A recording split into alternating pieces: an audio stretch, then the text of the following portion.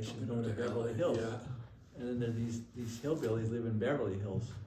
And they hadn't quite acquired the habits of the rich at all. So they were ill prepared to live amongst the rich. So I could just think Elon Musk, like, he managed to do it, but he's quirky. Yeah, and he's like, A seasoned veteran of being rich. Because how long? I think he's been rich for a while. yeah, because Yeah. I think he was an original PayPal. Yeah. Um, was one Yeah, of he the- was one of the founders and got the money there. But I don't know if he grew up hungry or not. yeah, I don't know. I think he said that his dad was quite abusive, so Yeah. tough. Tough upbringing. Yeah, But I don't know if he. I think he was. But he doesn't live with Matt much. He has homes here and there, but he doesn't really, Yeah, it's pretty bare bones. he's quite austere, I've heard. Yeah, I've heard he sleeps at the office a lot of Yeah, the time. yeah, he doesn't really do it right. yeah. I don't know. What would you do with Billions of dollars? billions of dollars? Oh, I'd have a yacht with babes and all these tech fund people there and celebrities, Mm. and I'd wave money around, and I'd Nice. drive several Lamborghinis at once. Oh, I like it. Yeah. I let my hair grow long. Okay, before you say anything incriminating, I've started recording us. Okay, so Is that part of the recording? It's cuttable. it's cuttable. So now you know what I aspire to. Now you know what you aspire. Yeah, exactly. So we'll. Yeah, we can cut that part. Well, what's the point of life? Fame, What's wrong fortune. with? Nothing wrong with what I said. Okay. Now get the part about The too babe. much extra. Yeah, the babe. The babes on the yacht. My wife would like that. So we're officially starting now. Okay. So hello, listeners. This is your host Raiden, And Eric, how are you guys? and today we are interviewing my second cousin. I don't know. I've just referred to him as my uncle.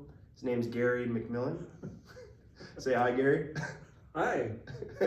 And he's an artist based here in Calgary, and he's one of the most creative minds who I've run across in my life. And I got I guess I was blessed with the opportunity to grow up right next to him, and he's always doing some very interesting projects, and I'm a huge fan of his work. So I'm very happy, and Gary, thanks for being on the podcast Yeah, today. thank you very much for coming in. Thanks, guys. So what are we going to talk about? So What do you want to know about? What I want to know, what inspires your art?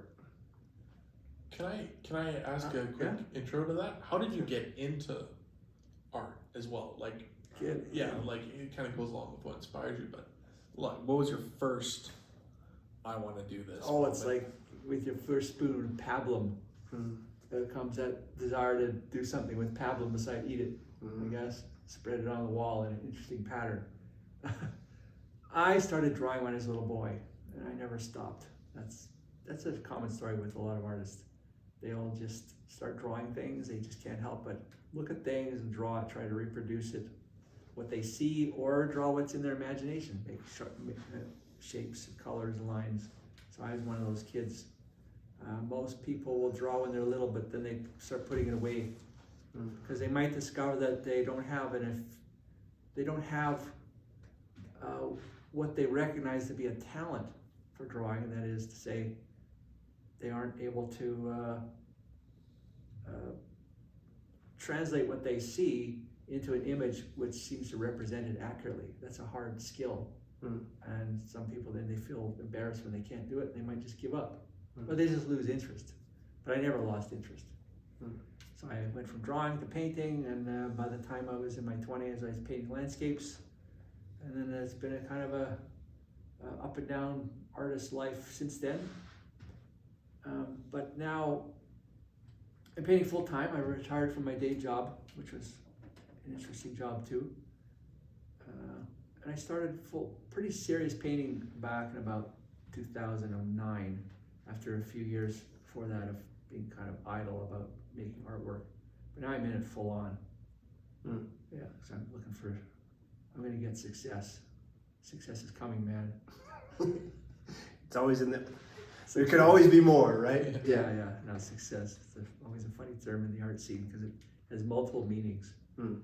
You could ask me about those too, but you might have other questions right now.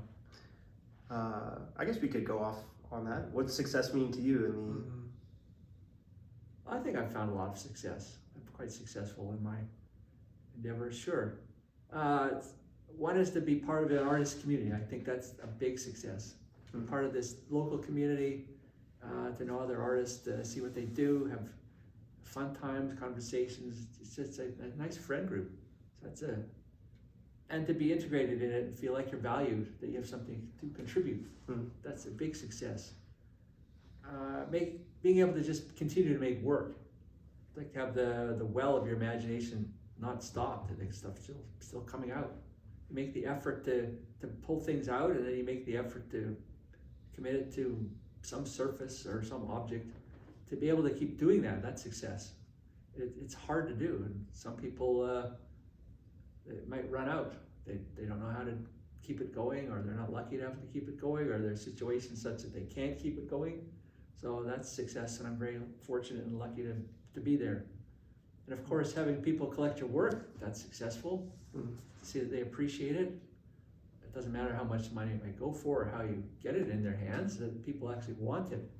Like, wow, it's actually something that people are finding valuable in their lives. And then of course, having gallery shows where you get to show things to people in a gallery, that's success. Then of course, there's always that inflated success of being the big star, which I'm waiting for so desperately. Well, you feel like that to me, so I'm fanboying. A big star right now. In fact, that would be a curse at this stage of my life, or maybe in any stage. I think it's for a certain kind of person, like they could be an art star, or a movie star, or a business star. There's certain character traits you need to have in order to endure that, because it is an endurance test. Yeah, fame seems pretty double-sided. Yeah, well, or to maintain the production of things that people want, that got you there, to maintain it, that's a massive effort. Yeah. You got to be on all the time. You got to make the work. It's got to be good, and the people they're in huge demand. Curators want your stuff. Gallerists want your stuff. Buyers want your stuff. So it's got to be a really full-on business that you're 100% committed to. And I'm I'm kind of a normal person, a little bit lazy. And the thought of that is sort of frightening. Like, no, please. Yeah. Don't let somebody big and important discover me and then say, we're going to make you into a star. Like, no, don't do that. No, I'll keep my small life. Yeah. Thank you very much. Are there any artists in particular that you've drawn like inspiration from? Well, I see other artists, and I'm sort of yeah, there's lots of them. Sure, the short answer is that there's dozens and dozens, like so many I can't even count them. I mean, I'll see different aspects from people's work that I may not ever use, but I admire it. And I'm inspired by it, both because the work may be surprising and beautiful in certain aspects, which I think I could use some of that. I might tap it, like the color combinations, shapes. But I may also be just inspired by a person's trajectory, their work ethic. Like, never mind, I may not even like the work they make, it may not suit my taste, but to see that they produce it, and they produce it prolifically, and they have an enthusiastic attitude, and they're practical about it, that's inspiring. It sort of says, yeah, you can keep doing it too, McMillan. Like, there's some local artists I watched, and like there's one particular artist, her name is Marigold Santos. I've met her, but I don't know her personally, but I greatly admire her. Both for her work ethic, because she makes the work. It's beautiful work, it's stunning. She's also a tattoo artist, so she's also a mother and has a family, so she's one of these people that are just tireless and devoted to their craft. And her work is just spotless, beautiful, and the work is also inspiring to me. What kind of work what's her medium? So a tattoo artist, but also As a painter, painter. I believe it's acrylic, mostly on canvas or on paper. Mm. But their imagery comes from her roots from the Philippines. So she tap into Filipino culture and the mythologies and make her work surrounding those kinds of images, and they're just very sort of mystical and strange and wondrous and beautifully executed. Yeah. So her work comes to mind right away because just the whole package, just how she presents as an artist, and she does show in major galleries. She got a major place in New York, I think New York, Montreal, and she's had multiple public gallery shows across Canada. So she's very successful that way, but also just as a person. Yeah. From what I've heard, she's a pretty good person. Okay. So that's one, and then there's many other. I've got friends who do their work, who are successful, and some are successful in different ways, like I outlined. So they're all inspiring. And in terms of the kinds of work, well, just quality. Quality. It's got to be quality. But that again is a slippery term in visual art. Quality. What does that mean, right? Yeah. I was just about to ask that. I was like, what does that mean to you? But yeah, it's a tricky one. Like I've always, since I was a kid, I always valued technical mastery of representation. In other words, sort of mimetic art. Draw it as it appears accurately, and not so much. You could say you can take that to the point where the work looks like it's a photograph. Like that drawing looks like a photo.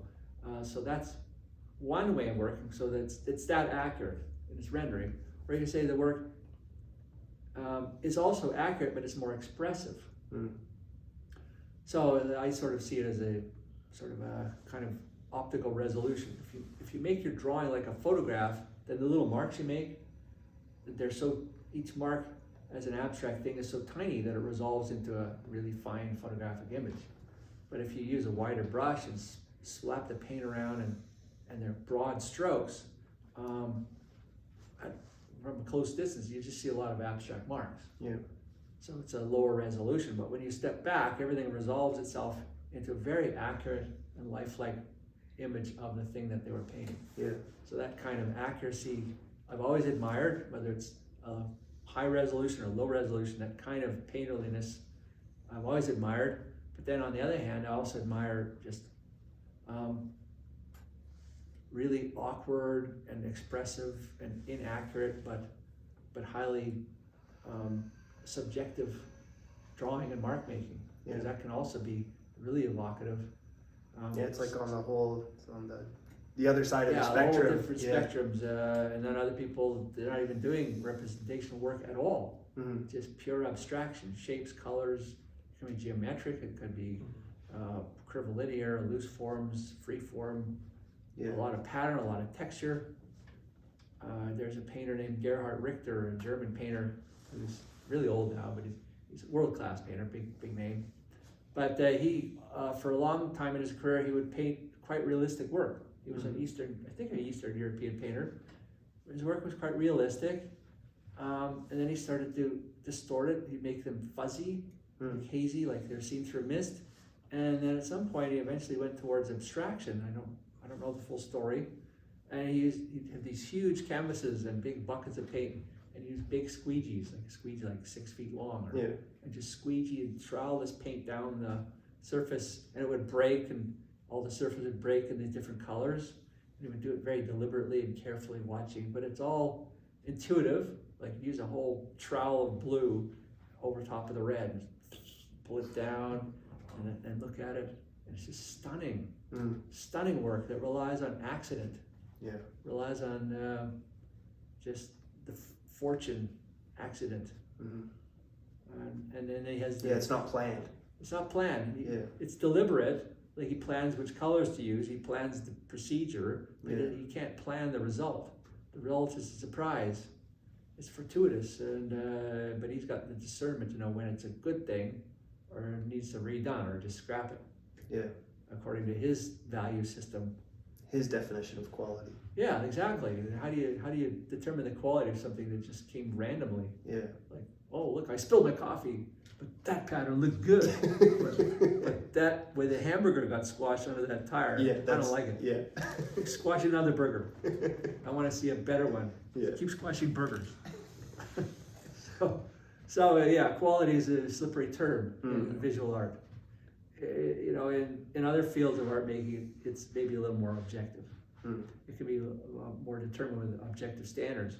Like if you're a violinist, if you screech like a bag of screaming cats, very, very few people will consider that musical or a valuable. But there will be some. There'll be some. Yeah. But they're real outliers, and there are some.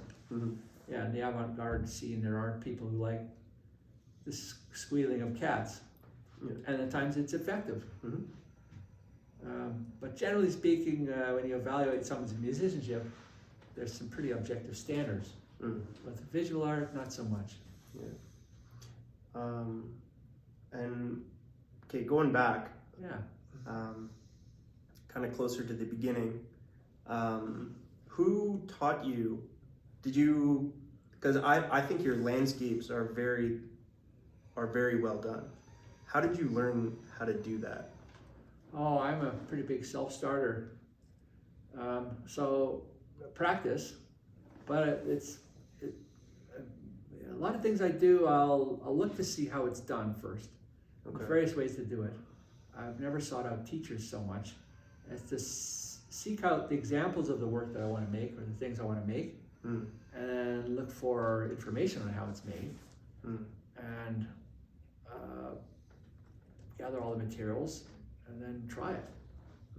Okay. So like my landscape plein air painting, outdoor painting,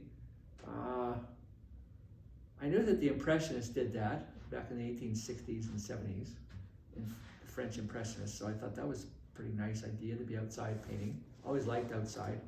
And then I discovered the Canadian Group of Seven. I forget when, could have been in high school, maybe a little after. And my mother got me a couple books. One of the painters' name was Tom Thompson. He was never formally a Group of Seven painter, but he was allied with them. Yeah. And he did these little outdoor sketches in Ontario, along the lakes there in the backwoods, which is part of the whole mythology of the Group of Seven. They painted the great north of Canada, like the gutsy North Canada North. And his work was just so loose and brushy, yet seemed so accurate. It was like magic. He'd take a brush and trowel this paint on there and create the sky, the trees, the ground, and the colors are so luminous, yet seem so accurate, so spot on. And yet the chroma, the amount of color in them, was heightened more so than you would get in a photo. So it acted as a way to bring more of the scene, more of the sensory essence of the place to you. Like if you heighten, and yet the color relationships within the panel seem very accurate. They captured the scene. They weren't exaggerating it so much that it seemed very subjective. Like the work seemed highly observed, even though I know that his approach is highly subjective. And I thought, wow, I want to do that. I really want to do that. That's just so cool. So that it seemed like magic to be able to take this putty out of a tube, these brushy things, and slap it around, and end up with an image that looks real. Like it looks like the place, but not photographically. It looks like the place with a tremendous amount of economy of mark making, like as few strokes as possible, with luminous color that captures not only the color of the place, but the sense of the air, like the temperature, how the breeze felt, how the sun felt, the smells in the air. Because that's with a painting, all you have is a visual aspect, which you have to bring all these other sensory things into it, and all you have is color and marks. So if you can do that, then you're really getting something. So I found that really inspiring. So I started painting on my own, saying, okay, let's break it down. All I had were these photographs of his work. So I look on, hey, that looks like there's thicker brush marks. So I'll assume that there's thick paint. So I'll try to copy or emulate what this guy's doing, and then go paint and see if I can do observational painting. And it takes a long time. When do you remember the first time you tried it? It was about, was it 78. I was probably 18 or 19 Okay. when I went outside with oil paints and tried it out. Yeah. And I had some. What did you paint? Do you remember? I used to live near Glenmore Lake. Okay. So I like the reservoir? Yeah, the reservoir. That's okay. right. So I'd go there and I'd take my paint kit and try it. My first attempts were, they're attempts. They don't work so well because to paint like that with real brevity, with assurance, it takes a lot of practice and a lot of knowledge, and you gotta forget a lot of things. So if you tend to be a fairly detailed, tight artist, then it's hard to abandon that and make your marks bigger and brushier, looser, more confident. And when you put on an area of color, you've got to have made the right decision. That's the right color, and you have the right brush, and you got to put it on the right direction, and it's got to work in with the other colors, the other paint, so it doesn't get muddy. Yeah. So there's a lot of things happening all at once, which you're not aware of when you first start. You end up with a muddy mess usually when you start. Most painters end up with a muddy mess when they start, and it's horrible. It's not anything like what they imagined or what they wanted, according to from their samples of what they wanted. Yeah. The model of what's excellent, and then they'll often want to give up because it's too terrifying. Which is another weird aspect of art making, the fear of it. Yeah. Could you go into that? Well, Yeah. I feel like because this is a kind of a creative medium as well too. Yeah. So. The fear of disappointing yourself and messing up and doing something that could be embarrassing. Because if you've identified yourself as a person who's an artist or should be an artist or want to be an artist, then that comes with certain qualifications. Like if you say you're an artist, then you better have something good by other people's standards. And usually that standard is, does it look like the thing? And is it elegant? Does it have fluidity? Is it nice looking? Is it appealing? And if you can't pull it off, then you feel like a phony, like a fraud. It's embarrassing. And then it's not only to other people, then you feel embarrassed for yourself. Like, oh, damn, I can't do it. Yeah. Oh, should I give up? And then do what? So it's disappointing. So if you already identified yourself in a certain way as being such a creature, then when you find that you can't do it, it's kind of soul crushing. Yeah. So there's a certain amount of fear there. And sometimes it's easier to just procrastinate. I'm an artist, but I'm familiar with still that. organizing my studio for 10 years. Yeah. I haven't painted in years, but I will.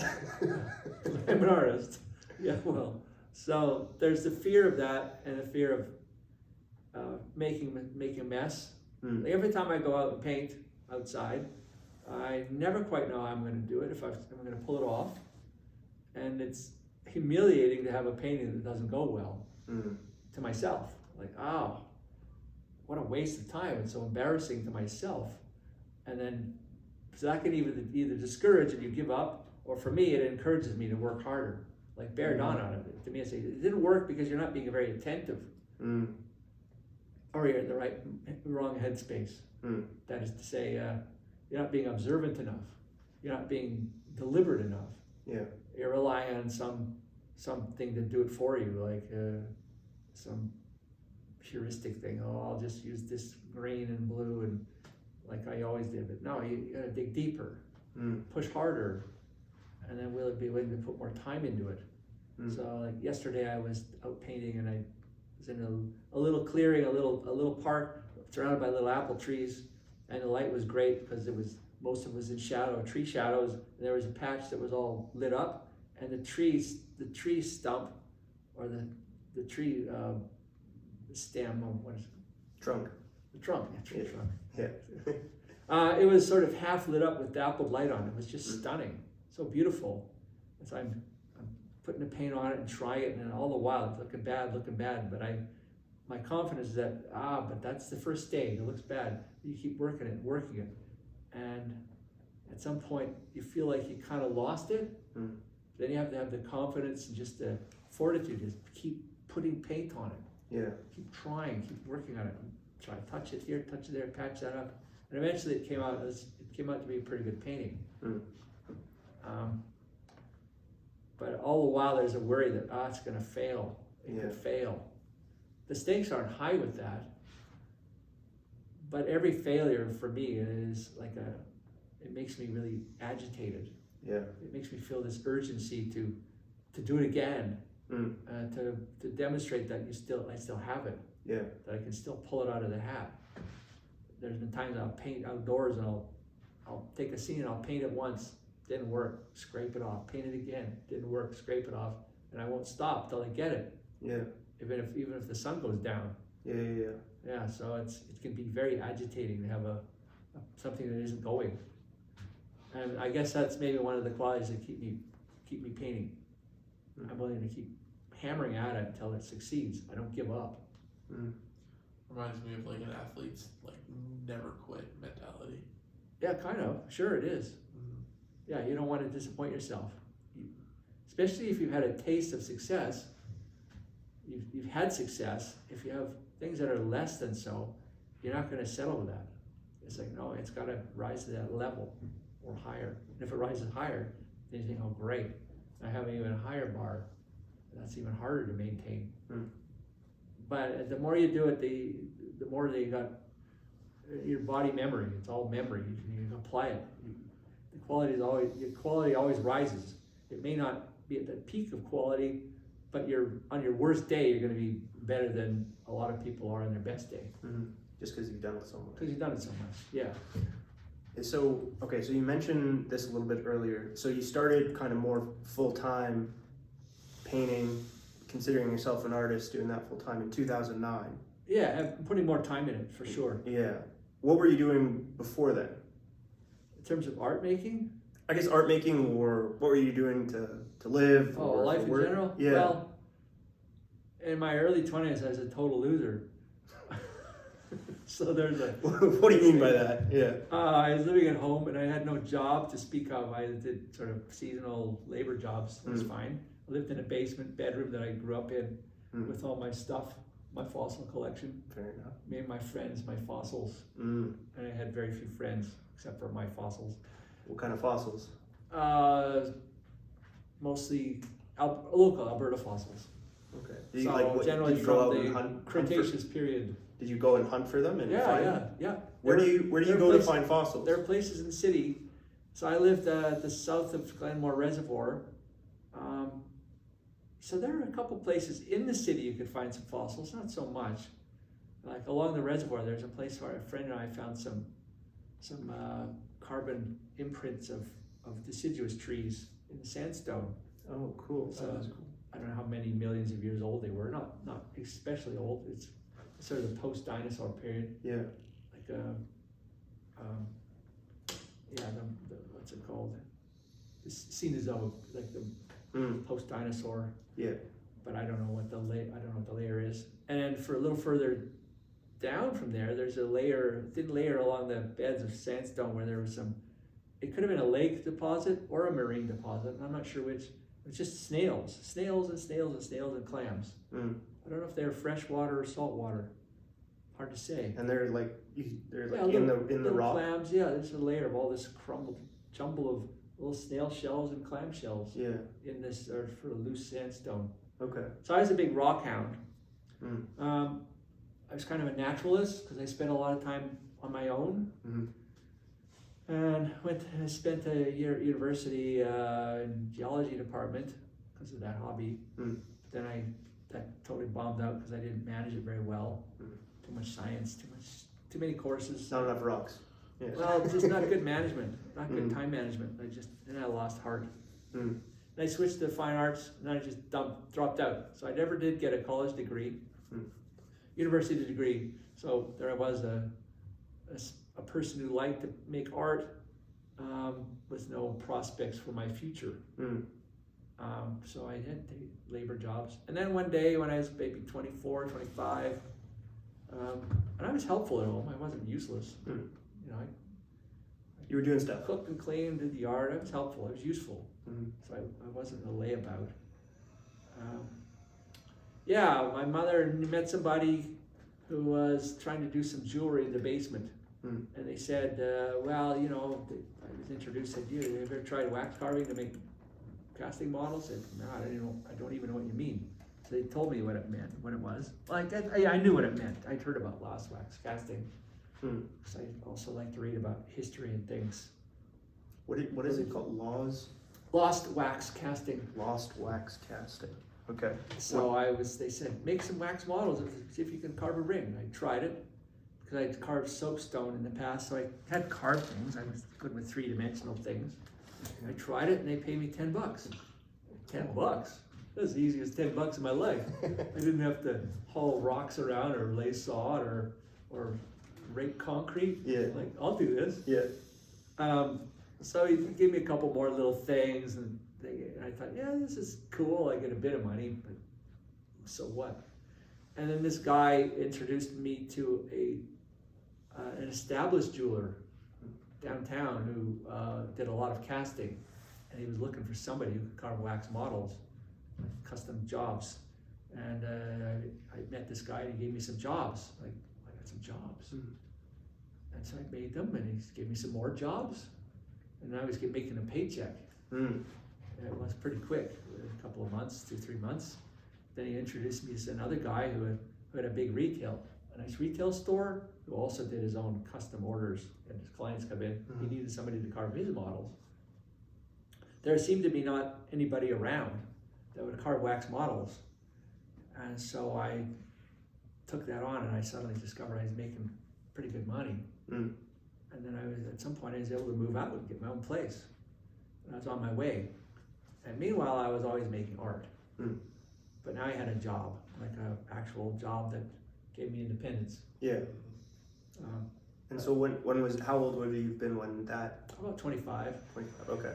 And like painting, it's like a DIY thing. Like, there's no school for wax carving around here. Yeah. What does figure wax it out. carving entail? So if you have an object, like let's say just a ring, a plain old ring with, how about a signet ring with a rectangular top. Are you a ring guy at all, Eric? Yeah, I have a couple of rings. Okay, yeah. I do enjoy wearing my rings. Yeah, I thought I've seen you wear some before. Yeah, it's people like Eric who enjoy jewelry that kept me in business for 40 years. So like I say, a signet ring, and somebody wants specific measurements, and they want engraved letters on it, deeply engraved. So you think, well, there's nobody I can order that from. They don't grow on trees. Somebody has to make them. So you can make the thing out of metal, and there's ways to do it out of metal, but it's a long process to make it out of metal on the jeweler's bench, and it's very expensive to hand make something like that. There's shortcuts, and one of the shortcuts is to make that thing out of wax. And the wax that's used is a material that I think it's a combination of paraffin with polypropylene or one of those plastic type resins, because it smells like wax when you melt it or burn it. It's got that waxy smell, but it has properties that aren't the same as paraffin wax. Okay, yeah. So it's a kind of material that can be sawn or drilled. It's quite resilient, it's quite tough. It's got a somewhat hard surface that can be filed and then can be made to be shiny and polished. It also can be milled. And again, the surfaces are very clean and sharp and shiny. The edges are very sharp. So it's a perfect material, which when it's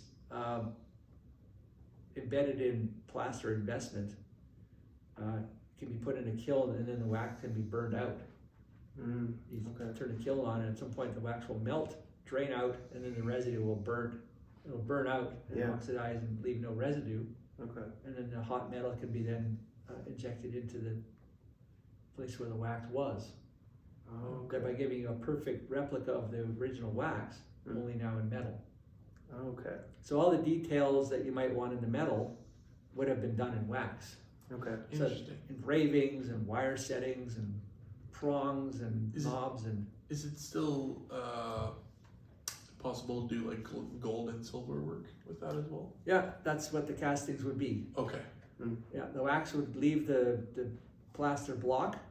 It would pour out through a little gate that you would put in place and melt and burn away, and then molten carat gold or silver or platinum or whatever you want, bronze, copper, any metal that will melt will go in there and harden up, cool off, and you take all this plaster off, and you now have a copy, a very fine grained copy of the wax. Oh, cool. So the trick, of course, for me as a wax carver, to be able to make every detail that the jeweler wants, so they don't have to do anything by hand. Okay. They just would file it and solder any parts together if they needed to, set the stones, polish it, it's good to go. So when you do like an original, like a ring, how big is the piece of wax? Is it? Oh, well, it started as a block that's maybe a little wider and taller and thicker than the piece, Okay. and then you start grinding away on it, and Okay, bring it removing all down. the material until you reach the surfaces that you want. Yeah. So I, like with painting, I had to figure it out myself, understanding, well, to make something accurate, it has to be very systematic. Mm-hmm. I was always good at mathematics and sort of rational thinking.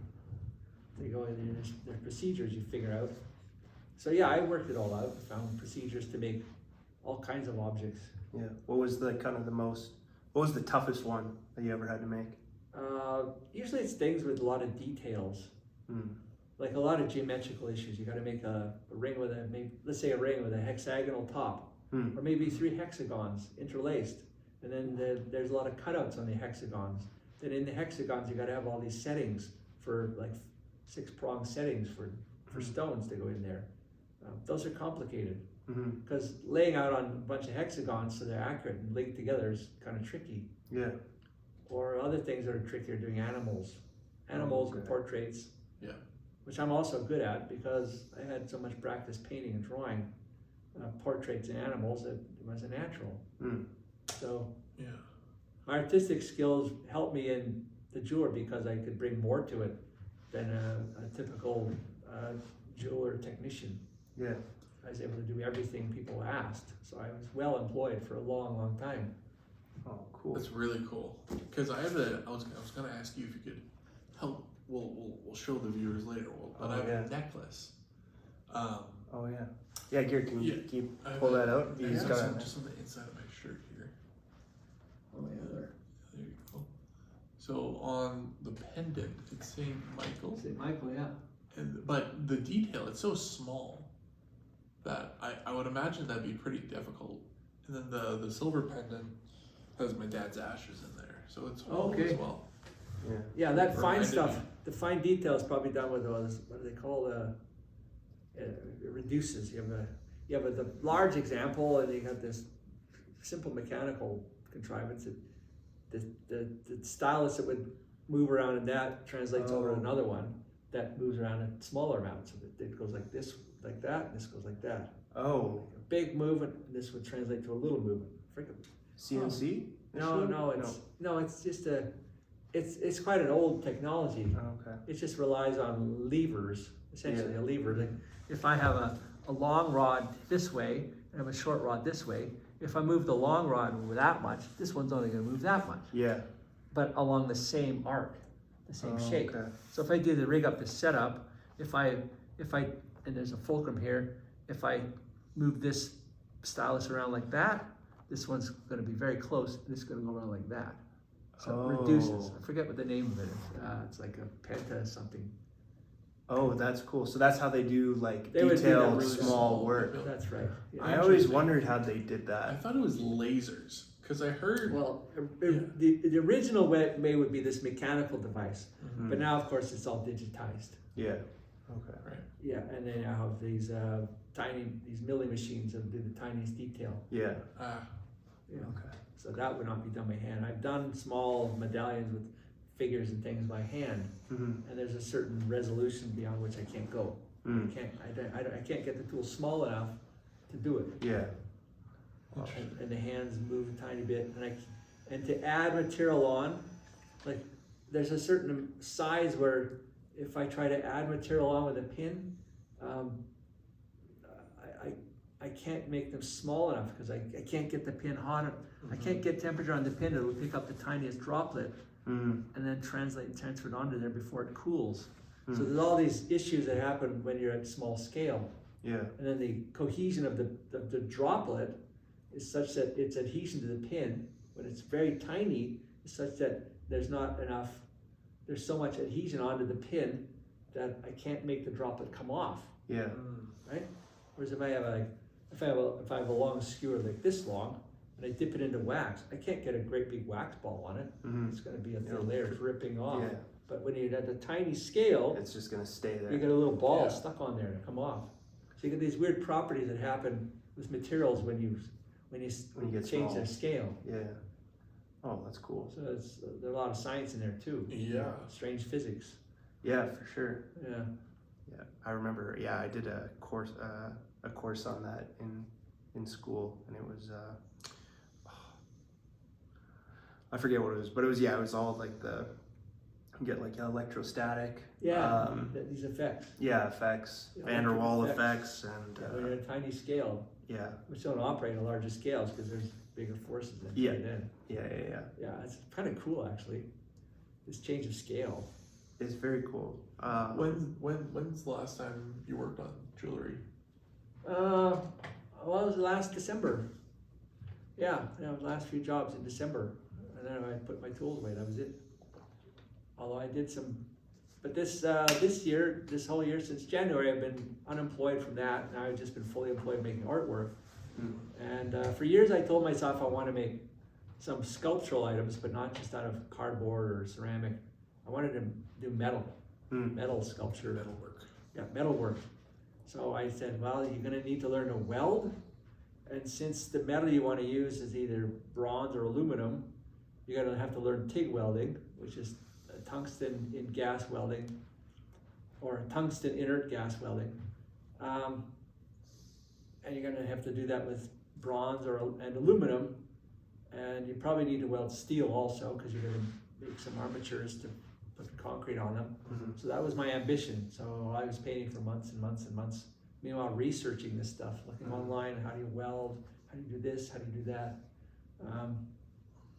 And so then finally when June came along, I said, okay, that's time. I've got a deadline September. Yeah. You got to make your sculptural things now and learn all this stuff fast.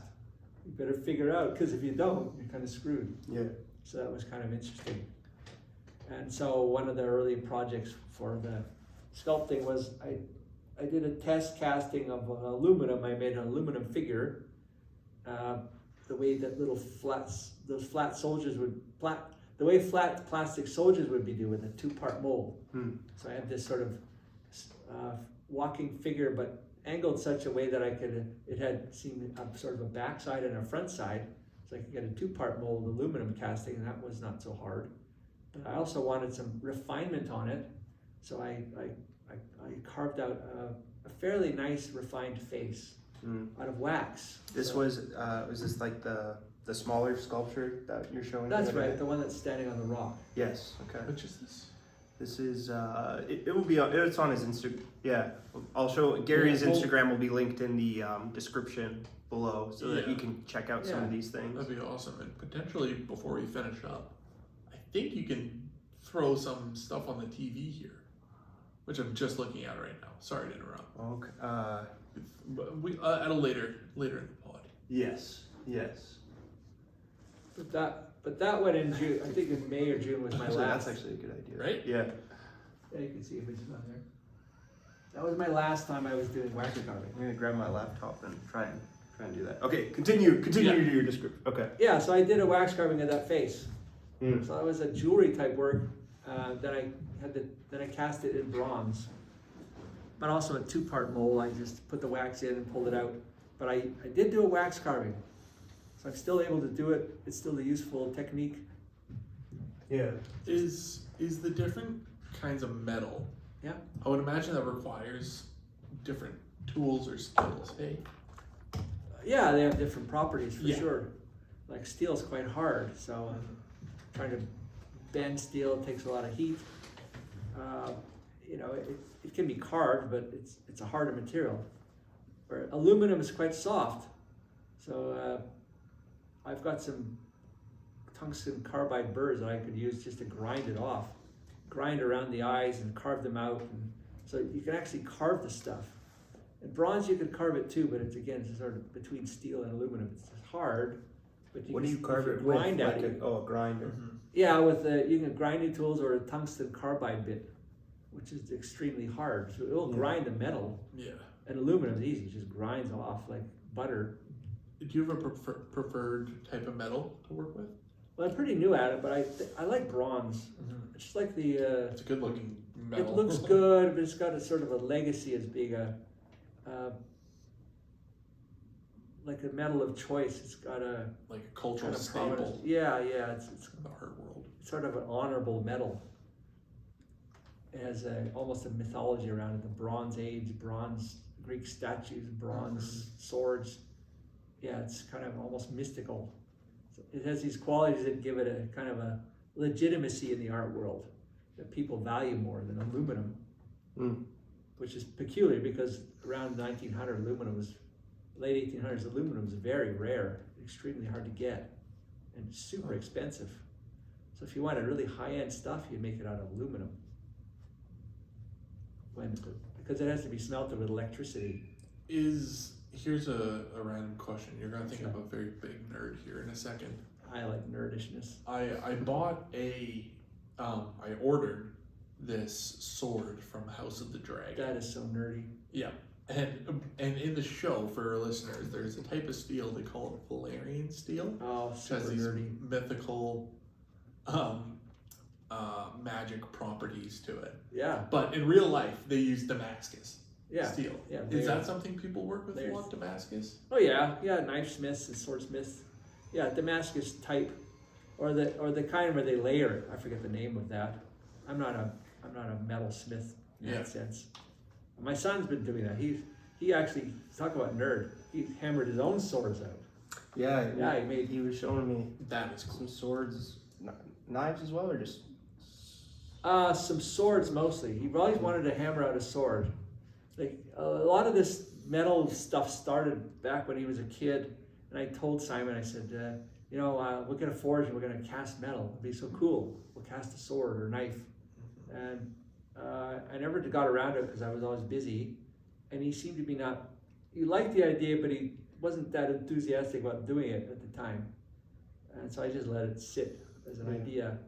And then a couple of years ago, he said, "I'm gonna make a sword." And I, what? Yeah, well, okay, whatever. And he said he wanted to cast a bronze Egyptian sword. They always cast a bronze Egyptian sword, okay. And he researched it like I would. And researched it online, found out how it's done. You get a 2-part mold, you use sand casting, which is simple. If you get some sand and you mix it with kitty litter, which has what's a clay material called bentonite. Kitty litter is made out of bentonite, basically, which as a clay, it's quite sticky. So when you mix it with sand and a bit of water, it makes a sticky clay that's sort of sand that operates like a snowball. If you grab a handful and squeeze it, it'll hold its shape. It's quite resilient, and then you can crumble it away, but it'll hold that shape. All the patterns of your hand in that sand. Yeah. So I think, well, if I was just take an object and put it in a flat box, press it in hard, pack sand around it, pull it out, the sand would hold that shape. Yeah. Which would be perfect to cast metal into. Yeah. So he figured all that out. He read about how it's done. I had made this furnace out of an old steel paint, one of those like 20-gallon paint tubs. Okay. And I lined it with some refractory cement. So I had that. Yeah. We had that at least. And I had a. You just use propane? Yeah. At the time we used charcoal. Charcoal. Okay. So I had a vent in it with a blower. I used a hair dryer, and then I had a crucible, one of those carbon crucibles we could put metal in. So I said, okay, let's do it. Go. Yeah. Well, not let's. He did it. He did it. Yeah. He said, I don't want any help. I'm going to do it. I'm going to do it. That's He cool. says. He wants to do it himself. So he made this. He carved his wooden. He carved the pattern out of wood, like a board. Yeah. He carved it and sculpted it and got the shape. It's kind of like a curved blade that the Egyptians had. Oh, like kind of like. It's called a khopesh. Yeah, I think it's called a khopesh with a curve.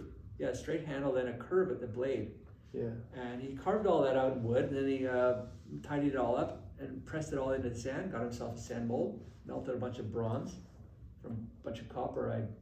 I'd been raiding dumpsters for years, collecting copper old tubes and wire and crap. Oh, nice. Yeah. And so I had a big bag of copper, and I had a couple blocks of tin pewter that I'd been given for other things. I said, well, we got the copper, we got the tin, there you go. And then he figured out the proportions. And smelted the metal. What is the proportions?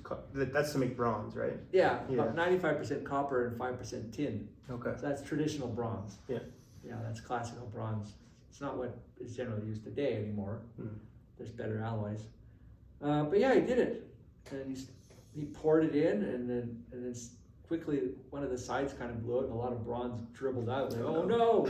We tried to push that closed. Yeah. But he had enough metal to keep pouring. Yeah. And it all congealed, and he had this bronze sword. He spent a couple of days grinding it and polishing it. Yeah. Cut some fruit, and when it was all said and done. Yeah, well, he had this sword. Yeah. He's ready in case home invaders. Yeah. Yeah. And then he went on to forge a big, long steel broadsword. Oh, that's cool. It was cool. Yeah, I found an anvil, not anvil. I'd found a big wrecking bar in a dumpster that had broken one of the teeth off. You know where you got that, like the hammer. Yeah. The beaver tooth end that you pry nails. One of them broken, so they just threw it in the dumpster. So some while before There lost your game. I found this big long steel rod in the dumpster. Maybe you could use this. I took it home, and sure enough, that's what he used. Nice. Yeah, hammered it out, just flattened it and drew it out in length. Got quite long, just banging it until it gets lengthened out. Yep. And then ground it down and made a beautiful handle. Oh, so you don't even have to heat that up. Oh, you had to heat it. Oh, okay. Yeah, we have a forge. We bought a propane forge. Okay. Oh, so you put the bar in, you heat it. Yeah, heat it up, pull out what's red, and hammer some until it cools down. Okay. Do it again, do it again, do it again. Just like in Lord of the Rings. Just like Lord of the Rings. Yeah. What do they call that? They call it sword. I was watching it the other day. Oh, the one he defeats. The name of the sword. Sauron. Sauron with. Yeah. I think funny story. I remember the name of Gandalf's sword just because. What's his sword? Anduril. Because that company. Oh yeah. By Speaking of Elon Musk. Lucky Palmer. Lucky Palmer. It's like a military, like a defense contractor. Oh, okay. So the sword's similar to that name. Yeah. Well, I think it's the same name. I think that company is named after the sword. Oh, okay. Yeah. Well, a good elvish name. Yeah. Yeah. If you're gonna make weaponry, then you gotta give it an elvish name. Yes, exactly. Elven name. Yeah. Simon he didn't give names to his swords. He just wanted to make the sword, but he made a hilt. He also carved the hilt in wax, so it's like he was doing. He saw what I'm doing for 40 years, showing very little interest in it. Yeah. And finally hits his age where I'm going to do that too. I'm going to make this hilt out of wax, and then I'll get it cast. Yeah. We weren't able to do that ourselves. We didn't have the equipment to cast lost wax thing in bronze. So we had to take it to a foundry. And it cost us like $450 to get it done. Oh, dang. And that was our lesson. Say, we're not doing that again. Yeah. We'll do our own. Yeah. We'll do our own from now on. Where's what foundry? There's one in Cochrane. Okay. Pardon me. What's a foundry? It's like A bronze foundry where they'll I don't know. they'll do bronze work. They'll do lost wax casting, but at large scale. Okay. So as I explained with jewelry, that's at a small scale. Yeah. So you have a wax object. It's usually the size of a ring. You put it in a little flask the size of a teacup, or a coffee mug. Yeah. You pour the plaster around it. You burn the wax out. Pour in the metal. Okay. But it's small. Yeah. But when you're talking bronze casting for sculpture, it can be something the size of a car. Yeah. So you're looking at huge wax shells, which they will then they'll cover it with what's called a ceramic shell casing. So it's like a slurry of ceramic. They pour it all over, brush it all on, and then cover it with some sand, and then do it again, make layers and layers, let it all dry out, put the whole thing in a great big furnace, a big kiln, like a big kiln. Could be the size of like this room or something. Huge, massive. I don't know how big theirs is, but they have big kilns. And heat it up, wax melts, take a huge vat of bronze, run on a trolley, out of a furnace and pour it in this Into big, you know, like a big paint bucket with the bronze. Yeah. And so they do it at scale. Yeah. But it's a fairly involved process, so it can be very expensive. Do they what do they do they do like custom? Yeah, they'll Stuff, do other artists' work. They'll do Okay. and they do their own work. They've got a couple sculptors there. Oh, okay. Sculptors who do work, or if you want to hire them to do your bronze casting, they'll do it. Oh, okay. But Okay. again, it's very expensive. Yes. Yeah. So that's why you see bronze castings at art shows. They're pricey because the procedure Is expensive. very in expensive. itself. Yeah. I wanted to pivot a little bit. So I think I love your landscapes, but what you've seemed to do is you've transitioned your landscape work, and what inspired your Dr. Seussical-like characters and your sci-fi type, your newer painting? I don't know, is that a newer All those thing? strange beings. All your strange beings, It's yeah. new-ish. Yeah. I think I started that. My first foray into that was about 2017. So before that, I had always painted real things out of the real world. Yeah. For the most part. Yeah. But the one exception to that was some time I spent at our ACAD or the what was ACAD? Art Academy. Alberta College of Art. Alberta Design. College of Art. Alberta College of Art and Design. That was back in late 1989 to 91. I was just late 20s, right around 30. Mm-hmm. When I went there, I was going there just for fun. I didn't go there as a full-time student, just for fun. And then I signed on as full-time because I thought if I'm going to be there all this time, I may as well get a diploma. Yeah. But I decided, well, if I'm going to just have fun with this, I'm not going to waste my time trying to do perfectly representational stuff. I'll be sort of whimsical. Yeah. I was getting a little bored of representational work at the time anyway. So I was sort of inventing stuff, had some weird images, strange little creatures, strange beings, and then I was out. And then I'm back to representational art. And I did that for many years. And then I just sort of fizzled out because I was working a lot and I had a kid. And then in 2009 came along, I went back into making art seriously again. But again, it was mostly representational. But within a year or two, I was bored with just straight up representing, paint what I see, flowers, people. I sort of went towards surrealism, like strange concoctions of incongruous things that sort of suggest possibilities, narratives, that seem to kind of parallel how the world operates. There's all these incongruous things. There's beauty along with horror. There's terror along with joy. There's danger along with safety.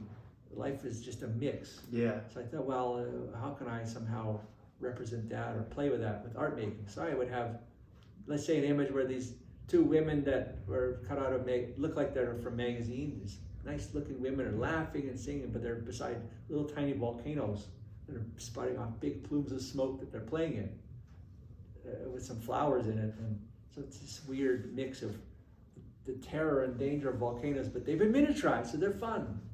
Like a fumarole, it's not so dangerous, except the gas might be poisonous, but they're enjoying it anyways. So We don't know. It's up for the, So that kind of surrealism, but things were still grounded in real images.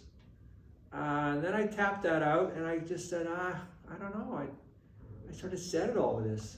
And then when I was just bored and kind of at wit's end, and I did this one little painting. I just sort of made things up. These two figures coming out of water. Yeah. I said, hey, there's possibilities there. What should I do here? And that led to a series of paintings with invented little creatures, invented things based around machines. That led to another series, then another series. And I thought, well, this is so rich with possibilities, because if I paint the human figure, there's real constraints. Like you got human anatomy,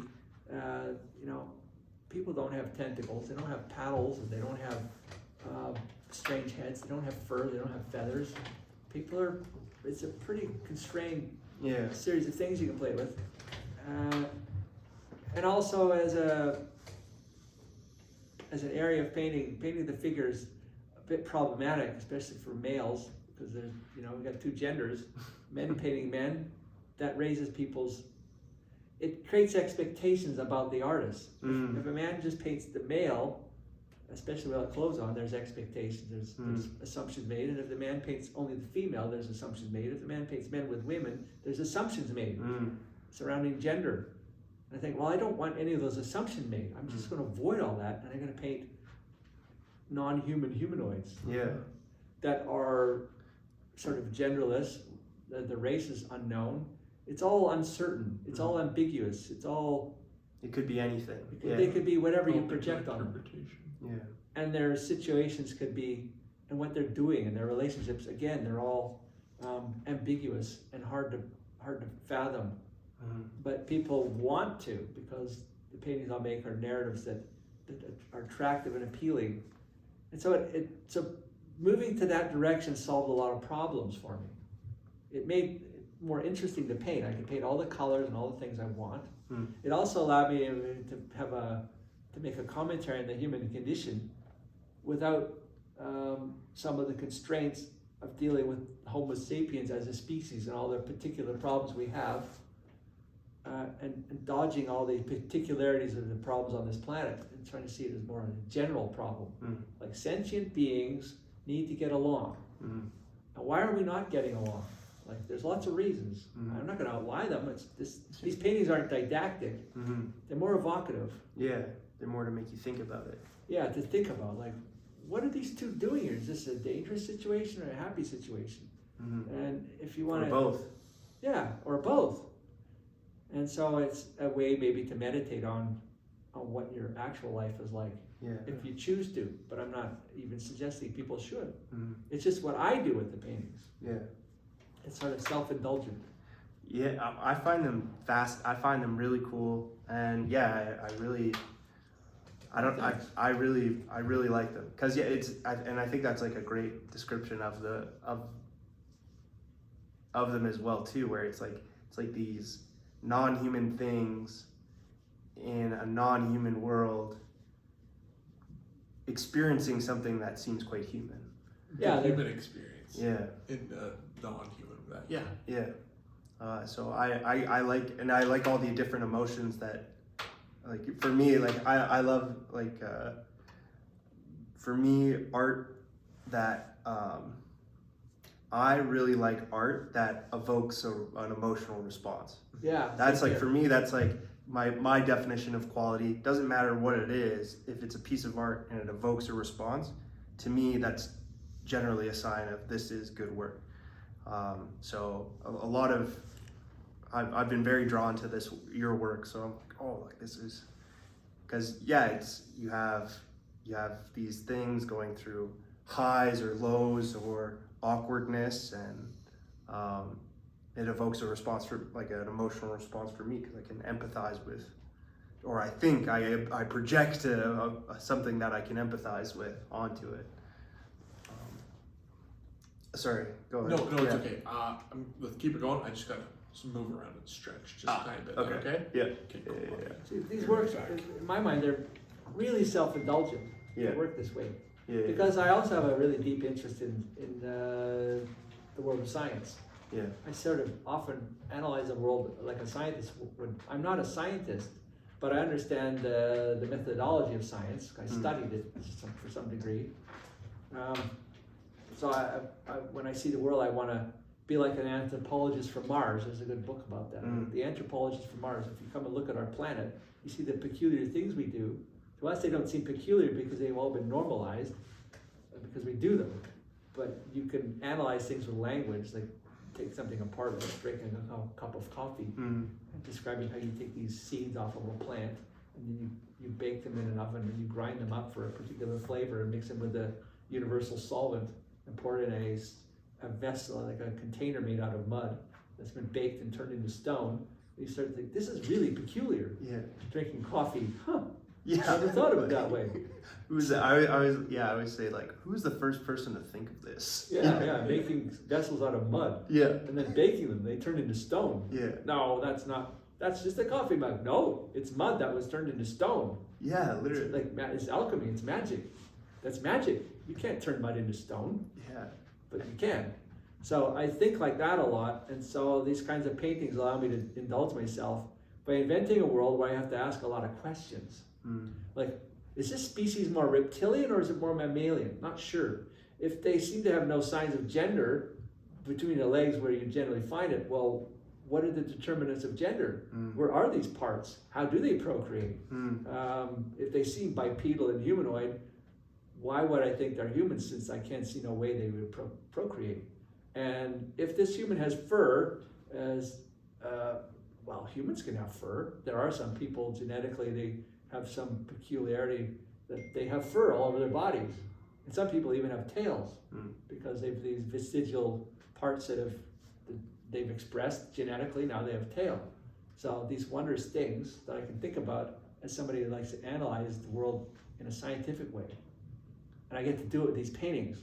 Whereas if I just painted the human figure as it is, I don't get to do all that. Yeah, there's more kind of constraints to it. Yeah, so there's lots great artists can do with the human figure, and they do stuff that my jaw drops. They're so gorgeous, so beautiful and mysterious. But I don't work that way. Yeah. It's not my thing. I need a world where I can be more inventive, more godlike. I suppose I'm gonna make a whole race of beings. Yeah. Yeah, I'm sure we could have psychoanalyzed that too. Yeah, yeah. There's an aspect there. So it allows me a full range of possibilities, and I can have work that's serious, some that's playful, some that's whimsical, some that looks even sentimental, some that looks cold as ice. It's fun to play with all those flavors of imagery. I apologize to interrupt. Yeah. Can you send me Gary's Instagram? Because I think I might be able to throw it up on the... Oh, you figured it out? I think so. Oh, what's your... Oh, it's Gary McMillan Art. Okay, that's easy enough. I was gonna ask, speaking of Instagram, so when did you start kind of putting your stuff up on Instagram? Because I know you have Gary McMillan Art. So which one is the one that you have two accounts, right? 2 accounts. Yeah. Yeah, I now have them. I guess they're linked by having they're not linked. For years, I just had them completely separate because I didn't want my viewers to get confused. Like, does he paint landscapes? He paints these. Like, oh my gosh, he's not serious. I don't know what people think. I just read from so-called experts about how to market yourself. Like, keep your identities clear. Yeah. Don't mix all your stuff together. People are confused. Keep it in its own lane. Discreetly delineated. Yeah. If you do 3 things, don't mix them together. Yeah. Because it's like a hodgepodge. Yeah. It's like one of those crummy stores where they have it. We sell everything here. Come on down for deals. Yeah. No, I don't want to sell. Yeah. No, I want the niche store. I want what I'm looking for. Yeah. You want a specialty niche store. Yeah. A bespoke specialty. Yeah. But I've since put like a tag on each page for the other page. Oh, okay. So you can go from one page to the other without any problem. Okay. But yeah, I keep them separate. So I started Instagram. I don't know. I didn't even have any particular aim. I think I just wanted a little attention, or maybe it was a game. I don't know. There's some years before COVID that I Instagram, and I was kind of passive about it. I just had it up and I installed it. I didn't do anything with it. It sat there unused, pretty much. I had maybe 2 followers for quite a long time. Now I'm trying to think now, and I think it was 2020. I thought, well, the gallery scene is not working for me in town. I kept reading about online art sales are growing, like it's real, it's legitimate. People are buying online. Said, yeah, right. But I was a little more convinced. I'd heard about Etsy. I saw people putting art, and I said, oh, people are selling art on Etsy. Look at that. And I looked at their pages. Oh, there, I see their numbers. This person sold a few hundred pieces of art on Etsy. If they can do it, I should try it. Yeah. But I knew also that to sell online, you need to be able to drive people there. Now Etsy has a built-in market, so I said, well, I'll go on Etsy. If I have a website, that's great, you can sell on your website, but nobody can find your website. So you need a way to get people there, so you need social media. So there's Facebook, there's Instagram, there's Twitter, there's whatever, there's YouTube. And I was already on Instagram, but it was all about sharing images. So there, it's all about images, that's what I do, make images. And so I tried it, and it was not much happening. Then I saw somebody, an artist who was really successful, like she had like a large count of followers. And I sent her a message, how do you get so many followers? I like your work, it's great. She told me what you do. There's a lot of work, a lot of time. Yeah. Like you gotta like. Oh, did you message her and ask? Oh, yeah, okay. I asked her, and and so basically the trick is you like to a certain limit, and of those people, it's like handing out a greeting card. I like your stuff. Some of them will look to see what you do. Then they say, oh my God, look at this art. Then they'll follow me. Some of the followers are followers for follow, and some are just, they want to follow you. They like your work. So it's like a free market. If you have something that's really good, to enough people, not to everybody, but if it's good enough to a certain number of people, they'll find you and they'll follow you, or they'll get your product. Yeah. And I was lucky enough to do it, but I had to work hard to get the first bunch of followers, and then at some point the algorithm kicks in, so that when you make a post and you get enough likes, get a lot of exposure. Yeah, then the Instagram itself will launch your thing to a wider audience. Okay. And you'll get more likes and more followers. And so you have to just keep the pressure on. You gotta keep posting every day and make it good, make the content good. So that's an art in itself. Yeah, because I was gonna say, I think The videos. I think I first saw your stuff on Instagram. It would have been like maybe 3. Yeah, it would have been around COVID time. Yeah. And I remember, I think I remember talking to you about it. It was around the time where we went to like the zoo. And, Yeah. like, Oh yeah, otter. that's right. Honestly, I remember because I had been following you, and I was like, and I'd follow you, and I was watching your stuff. I was like, good. And then I also noticed, I'm like, oh, like Gary's like Instagram famous. Like 100,000 followers is nothing to sneeze at. Yeah, and I was like, and then I kind of asked you about it, and then I was like, yeah, and then since then it's, I think, maybe doubled since that time. Yeah. That time, yeah. But it's kind of plateaued now. It's hard to get more reach. It's the way the thing works. Well, like anything, when you think something gets when you think it's saturated, like, I don't know if it's saturated or not. But when things are saturated, you get diminishing returns on your efforts. Like, let's say you're selling hot dogs in a community. Nobody's heard of your hot dogs. They like them a lot. They come, you see the sales rise. It follows this curve. Yeah. They go, and everyone starts. And then it starts to taper because everybody in the neighborhood knows about your hot dogs. There's only so many people you can reach, and then they start to getting tired of your hot dogs. So you might even see the decline. Yeah. Say, oh, then you got to do something new with your hot dogs to keep that level. Or if you want to grow more, then you think, well, these people need to eat more hot dogs than they need. Yeah. So I need to eat more hot dogs. Put things in the hot dogs that shouldn't be in the hot dogs. Yeah. So they're addicted to them. They want more hot dogs.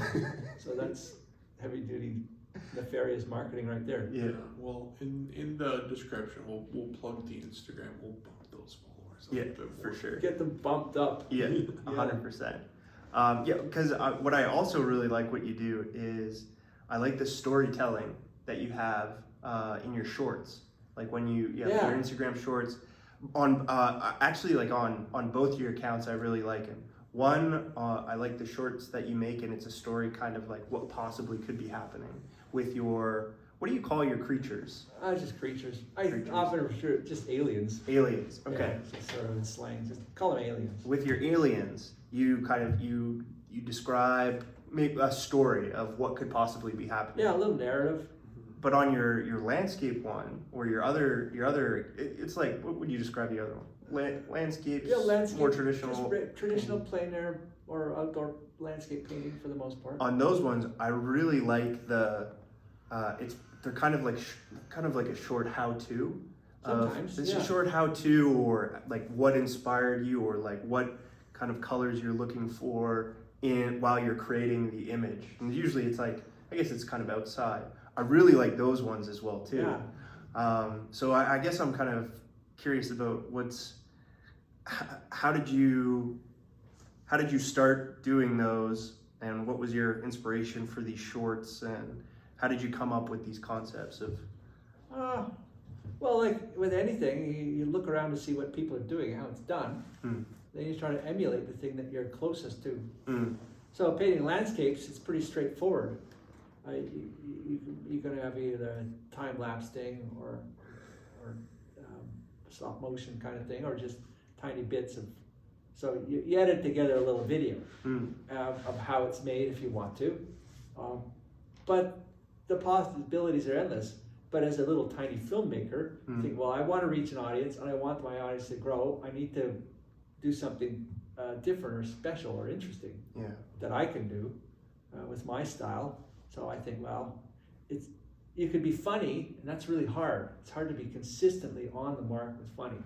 But I try sometimes. Sometimes it works. Or I could be very helpful, like give a lesson. Here's some tips. These are the colors you could use, so you have information. Or I could be topical, what's current, like tap it into current affairs. So yeah, if you read any kind of session of some expert's idea of how do you do Instagram right, well, they give you these tips. Like what they break it down to, like what do people need and what do they want, something like that. Give them something they need, give them something that entertains them, or give them something they really want. Like they fantasize about.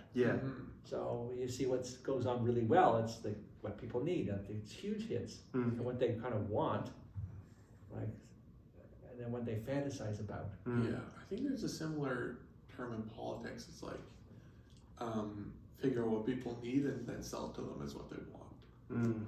Okay. Or find out what they want and sell it to them as what they need. Yeah. Yeah. So there's these three factors. I haven't thought about it in a while, and they're not that clear in my head. But at the time I thought, yeah, okay. So there should be something stimulating that stimulates them, that catches their eye, that taps into one of these three possibilities maybe. Yeah. And of course, humor is always a winner because it's neither something they need or want. They don't think of it. It just catches them off guard. They're thinking they're seeing something, and then suddenly, oh my God, that's funny. So if you can pull that off, it's rare, but sometimes it works. Or something that's surprisingly novel, that they don't even know what's going on. Like, look at what is that? What are they doing? It looks crazy. I gotta watch it. So I've had a few things that went big that way, and it gives you followers, but keeping it going that way is hard. But yeah, getting started, there was a matter of like, okay, find out what works, and saying, well, what can I do with mine that's more interesting for me to do? And if it's interesting for me to do, it may be interesting for others.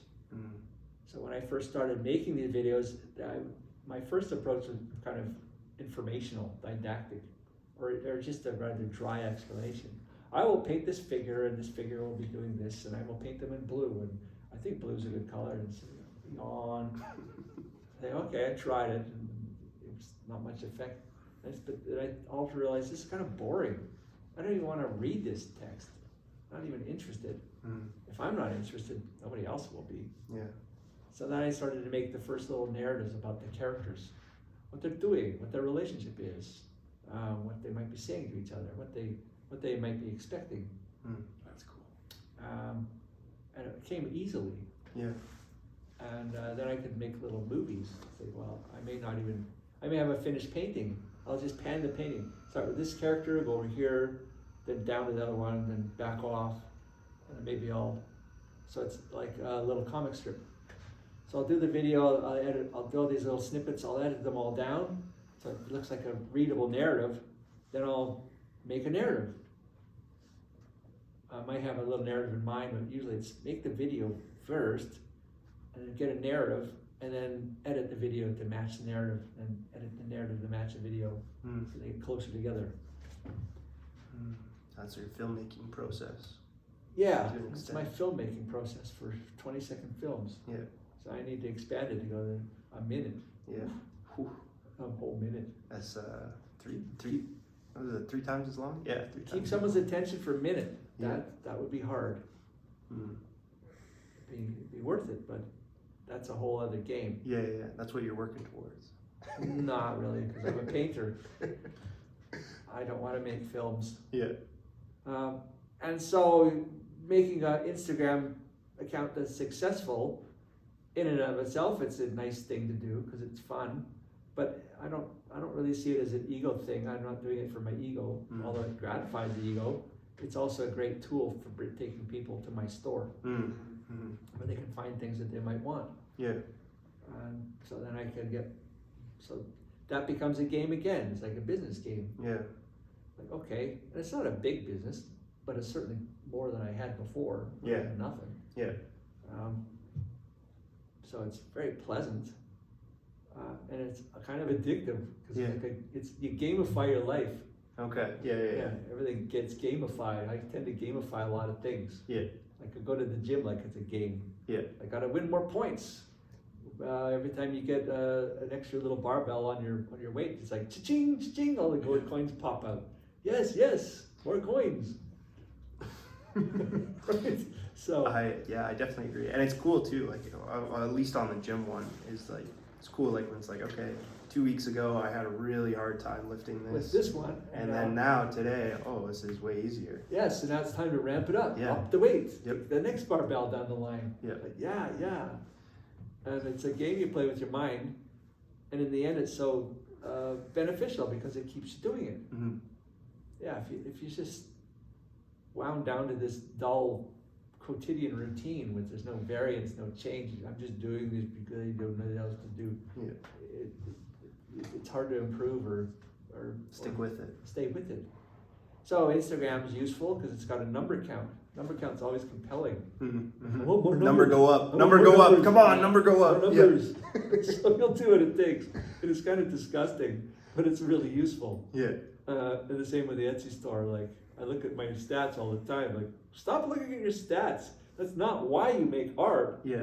But come on, number go up. Yeah, I need more. Yeah. Come on, more.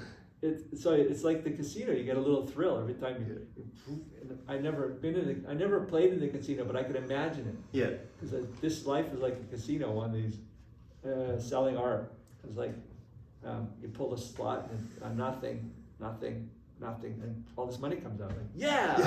Whoa! Again. Yeah. So that's how art selling is. Like I look at my email, it says, congratulations, you have a sale of what? How much? Yeah. So I have to open the email, then it shows me the number. And so you see those little statements, those messages. Congratulations, you have a transaction. Oh yes. I want to see it. Yeah. And it's usually $20. Yeah. Of which I get only half of that. Yeah. So it's like getting your $1 out of the slot machine. Yeah, it's nice, but Yeah. I'm waiting for the big one. Yeah, the jackpot. Yeah, so it's a great feeling. My son studies psychology, and he said, I think it was him who said, the thing that gives us the pleasure is the anticipation before the pleasure is delivered. I've heard that as well too. Yeah, it's before the pleasure is delivered. So seeing that notification, Yeah, transaction, that's when it all congratulations. starts happening. Yeah, there's the anticipation. Yeah. So you even want to delay it, like I don't want to see it yet. Okay, let's see what I got. Let's see what the prize is. Yeah. Here's my prize. Bink. Oh, $20. Yeah. Bink. Oh, $300. Yeah. Yes, that's good. Yeah. And then sometimes you get the jackpot. Yeah. Like, wow, it's in the 4 digits. Yeah. Crying out loud. I'll take that. Yeah. And then it fades quickly. Yeah. It's the anticipation. Oh yeah. Yeah, and so I can see it. Like I'll only if I got lots of 4-digit things, which is highly unlikely because it's Etsy. It's not a blue chip New York gallery. Yeah. It's Etsy. Nobody buys things for hundreds of thousands of dollars on Etsy. Who does that? But if you kept getting those 4-digit numbers, you gotta get. Where's the 5-digit one? Come on. Like this is boring. Let's ramp this up. Yeah. I need a bigger hit. Yeah. I need more money. So it's addictive and a little bit corrosive. So you have to keep yourself in check. For me, I do. Yeah. I'm not a maniac because it's never going to be big money. Mm. And it's never going to be a windfall, but it's fun. Yeah. But I make art because I like to make art. Yeah. If I didn't do it, I just wouldn't know what to do with myself. Yeah. Oh, do you have a muse? A muse, like a person, you mean? Yeah. No. No, it's just me. I'm the muse. Okay. I am my own muse. I am my own muse. Yeah. I feel like it's very healthy. Yeah. Yeah. Um, I don't have muses or heroes. There's people who've done things I admire, but I don't necessarily admire the people as much. yeah. But I admire people from all kinds of fields for whatever they do. Yeah. For the things they've done or for the way they're doing it, but heroes, I don't know. Maybe I'm too old to have heroes. Yeah. Well, that's what they also say. Don't meet your heroes. Yeah. I don't think I ever had heroes. Hmm. Yeah, I don't know if I ever subscribed to the idea of heroes, believing in someone to be their hero. Yeah. Yeah. Yeah. Well, even just like you describing it, like how you kind of go about life, it seems very much like, oh, okay, that person does it. I can do that. I can do that too. Yeah. Yeah. And they'll let me, I'm never going to be the best in the world, but I want to be competent. Yeah. Yeah. I tend to do everything that way. I just watch, see how it's done, see how other people do it, then I figure it out. Yeah. Sometimes I might get a bit of lessons. Some lessons can be helpful, but I very quickly move away from being dependent on teachers or lessons. Yeah. It's less so like, oh, okay, this person knows how to do it, and let's celebrate. It's more like, okay, no, all right, let's get the lesson, and then I can do it for I'll me. pick it apart what they showed me, and then I'll figure it out from there. I get a lot of pleasure out of that. It may lead to bad habits. I don't know, but I'll take my bad habits. You a hero, right? Right now, Or all time, or when you were a kid? that's a great question. I don't know. I'd have to think. I don't know what my. You don't have heroes either. Yeah, I think in some cases, yeah. But I also I think I was, the way I grew up, and I would say my brother's like this as well too, where it's like, we never put, it's like a human is a human. Yeah. Whereas like there was, I think sometimes I fall into that where it's like, oh yeah, this person is, but yeah, it's kind of like at the same, it's like there's a human, and you should always give like your fellow human a level of respect, and each person, just because they're alive, you should give them respect. But also like, there's no, I feel as well too, it's like, because a lot of people they'll prop people up in their minds, they'll be like, and they'll glorify them, or like, oh, this person, or demonize. It works both ways. Yeah. But at the end of the day, it's like that I always found that like that it seems to be more limiting than it is to just be like, okay, like this is just a human being who deals with human being stuff. Yeah, they have faults and foibles. Yeah. In spite of their achievements or their excellence at some field that they engage in, they may have messy lives. So to heroize them seems kind of infantile. Yeah. Like you're missing the wider scope of someone's life. Don't put people on that. Don't put that much pressure on them. Yeah. I wouldn't want to be magnified as somebody's hero. I say, no, I'm not any hero. Like, am I your hero? Am I your hero? A little bit, yeah. Good, I like that. And what about you, Eric? Am I your hero now? I want to be your hero. Yeah. For artists, absolutely. Well, I want more than that. I think, yeah, like as a kid growing up and playing hockey, I'd put Jerome McGinley up there as childhood hero. Yeah. And I've met him several times. And when people say I'm like, no, like this guy's sick. Like he's awesome in real life. But all time, I'd probably put in different ways, my mom and my dad. Particularly, like, love my mom more than anything. But my dad passed away, so that he's kind of immortalized in history. It's like, so that's I put that down there. Well, somebody you deeply love and admire. Yeah. Yeah, sure, there's people like that. There's always people like that, of course. Yeah. But as heroes, well, I always think of a hero, something that children do. Yeah, making someone else your hero. But there are definitely people that are admirable for what they do or what they think or how they operate. Yeah. So they're people that you want to emulate. Yeah. You want to get a bit of their good qualities. Yeah, there's lots of people like that. So Gary, what's next for you? What are you? I know before the podcast you were saying that you're going to Rosebud. Rosebud, yes, good old Rosebud, just northeast of Calgary for the weekend. It's the fall paint off or paint out. I don't know what they call it. Yeah. They invite. It's like an open thing for all these outdoor painters to come. I think they had quite a draw. I think last time I saw on their ad there was some within art circles. There's a couple of well-known professional plein art artists that went there. And I never thought that was a thing. That there's a circuit of plein air painters, people who take their kid outdoors and they paint on the location to make these beautiful paintings. And it's a specific. What does that mean? When you said plein air, like Plein air is planar, a French- like planar, or it's a- plain, like the air is very plain. Plein air, which is like, it's a French term from the Impressionist period, because they were the first to do it. Back in the 1860s and 70s in France, they were the first ones to decide to break free of the academic kind of painting in the studio, where you used references and you did studio paintings of landscapes. They said, well, we want to be more spontaneous and we want to be more modern of the moment. Like paint what we see, paint what we know. Don't do these contrived paintings of allegorical or historical images of the past, of ancient Rome or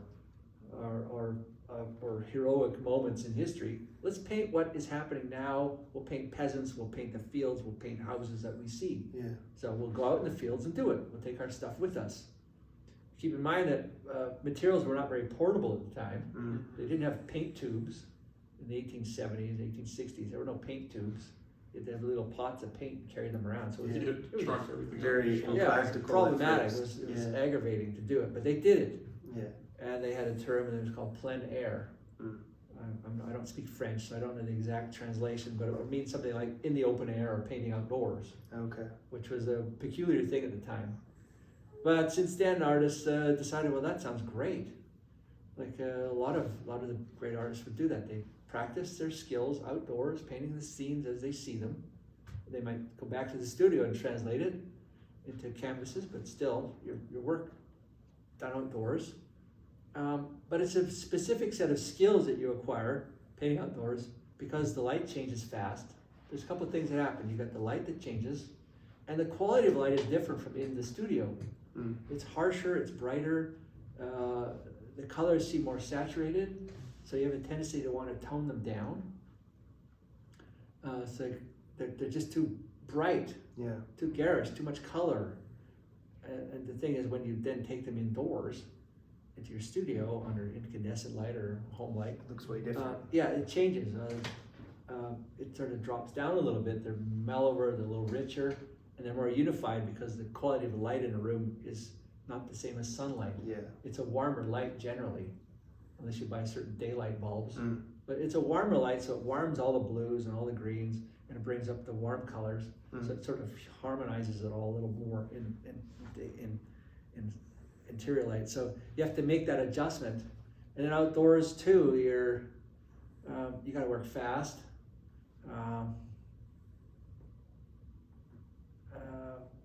And knowing how to set your panel up. Like again, it's mostly a problem with light.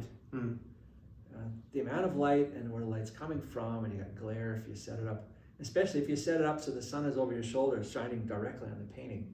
It's very hard to get your colors right because it puts so much light on it. Like I say, the colors seem brighter. The darks don't seem as dark as you want them to be. So it's hard to adjust it because then you generally look at art indoors. So there's this huge translation problem you got to deal with.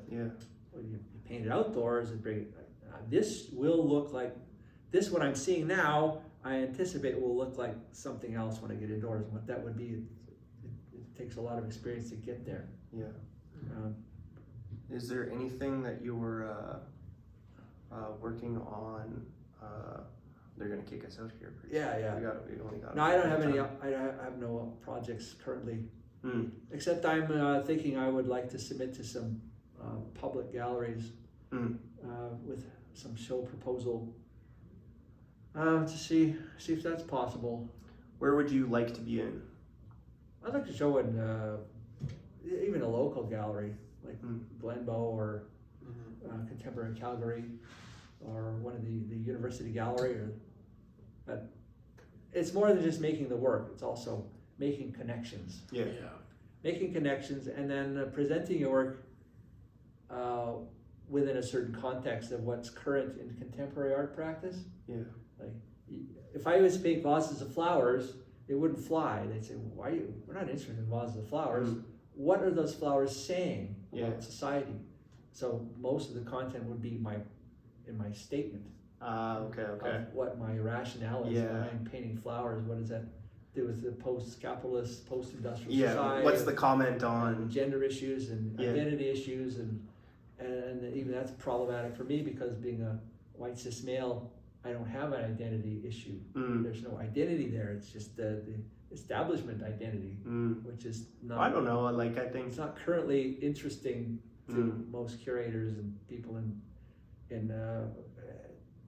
institutional art. Yeah. They're more interested right now in hearing other voices. Yeah, I feel like that is kind of one of the interesting. I feel like sometimes that can be. I don't know. I don't know if I have the words to describe it, but I find that sometimes, like I've noticed that with like a lot of art galleries and as well too. That is the case, but I also feel like you lose a lot of stuff, and also like when you break everything down into like identity like that, it's you also like lose a lot of like the nuance. It's a slippery slope for sure. Well, you gain a lot of things too. You do. I think it's. I mean, I think both are good. Here's how I view it. Yeah, I have a certain identity within this cultural milieu, but now I have to share it with a whole bunch of other people. Yeah. So the amount of spaces available for me and the people like me has been diminished because I have to share it. Yeah. And it's only fair. Yeah. And so I have to be willing to say, well, if I put my work out there, I have a much less chance of being selected because there's so many more people. The competition is it's the wider. pool of candidates it's much wider now. So I have it has to be shared. Yeah. And that seems fair enough. So it's fine. You just have to put your name in the hat more often. Yeah. All the time. Yeah. Because you're just working the odds. Because there's still lots of artists that are not minorities who are getting their work shown. Yeah. Well, that's not a problem. Yeah. It's just now you have more people to contend with. Yeah. Okay. And that's okay. Yeah. It's fair to me. Yeah. And it certainly makes a more interesting and varied art scene. Yeah. There's so many different voices from all around the world, from all different points of view, different genders, different positions. Yeah. That's fine. I think that's very good. I can't complain at all. Yeah. It's just it also is more competitive. It's more competitive, and so I have to make it so that I can't just assume that my narrative, which is pretty establishment, I have to find some way to make it interesting to the curators. Yeah. Like, he's very establishment, but he still has something worthwhile to say, and we want to hear it. Yeah. We want to see it. Yeah. It could be just the sheer beauty of the work. Yeah. But generally anybody in a field, it's like a oenophile. People like wine. Yeah. You got your basic wine that's great. It tastes good. You can drink it with. Yeah. But it's really kind of the story behind it that's become part of it. Or they've had so much wine their tastes are jaded. They want something that's tastier, that's better, that's got more oomph, that's got more quality. So, so for me to present my work, I can't just go by beauty. Yeah. There's got to be more texture to it. Yeah. And so it's got to be of a quality, depending on the institution. Yeah. Like, artists run galleries, there's lots of newbies, they'll take them. But you go to the highest levels of galleries, they've got the best people in the world to choose from. So you better be on your game. Yeah. I'm not saying I'm going to get there, of course not. Don't sell yourself short. No, well, you never know. One never knows where they're going to go. I mean, So again, it's not just the work you make; it's also who you know and how you navigate the system. I happen to not know a lot of people. I'm not well connected, so my odds are low in getting moved up. But if you persist, if you do it more, then you may move up into these ranks. Kind of goes like becomes a cell a little bit. But then on the other hand, I think, well, then it's an ego thing. Like, why do I need to do that? It's just more pressure. Yeah. Just, oh, great, I got to supply like 30 works for a big, important gallery. They have to be big. Like, I don't have the capacity for that. I don't want to. Yeah. Goes back to the fear. Part. Fear and then capacity. I think How much capacity do you have to supply work for a big institution? And then it magnifies. Oh, now they want the work, and then they want some more work. Now I got to do 2 shows. Yeah. Well, it sounds great for the ego, but for the body, it's brutal. Yeah. Like, oh, I don't have this, and then I have to get a big studio, and like, so I run into that same thing I started with, like, success can be its own problem. And I don't want the problem, so maybe I don't want that. So it's like, okay, why do this? So I'll show in a public gallery, but keep it local, keep it small. I don't want to get big. Yeah. And I don't expect I will either. So there's nothing much to worry about anyway. That's like worrying about being a billionaire. Oh, I'm scared. What will I do with my yacht if I become a billionaire? You're never going to be a billionaire. so don't think about it. What are you worrying about? One step at a time here. That's right. It's never going to happen. So why are you worrying about that? Yeah. It's stupid. It just takes one Powerball ticket. Yeah, that's right. Then you can be like a Beverly Hillbilly. Yeah. Unprepared. Well, Gary, maybe let the viewers know one more time, like where they can find your work, where they can find you, or Instagram handle, maybe what your Etsy store is called. So if they find your work and they like it and they'd like to buy it. Just go into Google search Gary McMillan artist, and you'll see the Instagram thing. You'll see the Etsy store thing. Yeah, that's probably the easiest because I have different handles for these things. There's too many things to remember. Okay, and then so I went to your show this Saturday, and where is that? That show is at Ruberto Ostberg Gallery in Calgary on I think 20th Avenue and 18th Street Northwest. Okay, and how long does it run till? It runs until October 11th. Okay, so if you're in the area and go check it out. Yeah, it's very cool. And the good thing about the gallery is they also have a restaurant bar there in the gallery. So you can have a meal. You can ignore the art and have a nice meal. Yeah. Or you can ignore the meal and see the nice art. It's your choice, or do both. It's really a win-win. It's win all around. Okay, cool. Well, Gary, thank you for coming on the podcast. Thanks, Raiden. Thanks, Eric. It was very interesting to hear a little bit more about you, and I think I've learned a lot about you that I didn't know before, and so this is cool, and thank you again. Yeah. Thanks. All right, viewers. We'll talk to you later, viewers. Thanks for tuning in. Bye-bye.